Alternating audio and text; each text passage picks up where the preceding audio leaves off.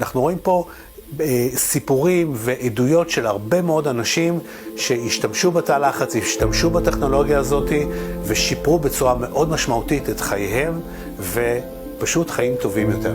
השימוש בתא לחץ, לאחרונה, בשנים האחרונות, אנחנו שומעים המון על הטיפול בתא לחץ, והרבה אנשים שואלים אותי למה זה טוב, למה זה יעיל, איך זה יכול לעזור לי. ואני אומר לאנשים, תשמעו חברים, זה עושה את הכל ולא כלום. מה הכוונה?